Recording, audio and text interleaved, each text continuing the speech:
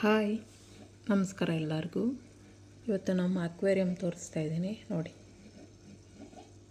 ಅದರಲ್ಲಿ ಇಷ್ಟು ಮೀನುಗಳಿವೆ ಅಂತ ನೋಡಿದ್ರ. Black colour shark, biscuit colour shark, ಮತ್ತು ಇನ್ನೊಂದು 2 ವೆರೈಟಿ ಯಾವುದೋ ಗೊತ್ತಿಲ್ಲ ನನಗದು. ಇನ್ನೂ ಒಂದು ಸ್ವಲ್ಪ ತಂದು ಬಿಡಬೇಕು ನೋಡಿ. ಊಟ ಹಾಕಿದ್ದೀನಿ ಇವಾಗ. ಅದು ತಿನ್ನೋಕ್ಕೆ ಇವಾಗ ತಾನೇ ಅದು ತಿನ್ನೋಕ್ಕೆ ಇವಾಗ ಓಡಾಡ್ತವೆ ನೋಡಿ. ತಿಂತಾಯಿದೆ ನೋಡಿ ಮೀನುಗಳು. ಇದು ಯಾವ ಥರ ಅಂತಲೂ ನನಗೆ ಗೊತ್ತಿಲ್ಲ ಫ್ರೆಂಡ್ಸ್. ಬೇರೆ ಬೇರೆ ವೆರೈಟಿಗಳು ತಂದು ಬಿಡ್ತಾಯಿದ್ದೆ, ಆದರೆ ಎಲ್ಲ ಸತ್ತೋಗ್ತಾಯಿತ್ತು. ಆದರೆ ಇವು ಮಾತ್ರ ಬೇಗ ಸಾಯಿಲ್ಲ ಫ್ರೆಂಡ್ಸ್. ಶಾರ್ಕು ಸೆಟ್ ಆಯಿತು ಅಂದರೆ ಅಡ್ಜಸ್ಟ್ ಆಗುತ್ತೆ ಫ್ರೆಂಡ್ಸ್, ಚೆನ್ನಾಗಿ ಬರುತ್ತೆ. ಆದರೆ ಸೆಟ್ ಆಗಿಲ್ಲ ಅಂದರೆ ಎಲ್ಲ ಸಾಯ್ತಾ ಇರುತ್ತೆ.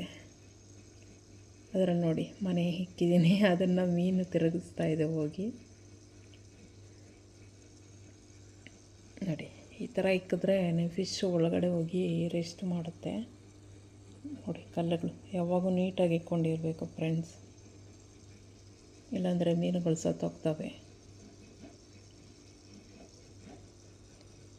ನೋಡಿ. ಮೀನು ಊಟ ತಿಂದ್ಬಿಟ್ಟು ಹೋಗ್ತಾ ಇದೆ ನೋಡಿ. ನೋಡಿ ಊಟ ಸ್ವಲ್ಪ ಸ್ವಲ್ಪ ಹಾಕ್ಬೇಕು ಫ್ರೆಂಡ್ಸ್. ಊಟ ಜಾಸ್ತಿ ಹಾಕಿದ್ರೂ ತಿಂದ್ಬಿಟ್ಟು ಸೋತೋಗ್ತವೆ.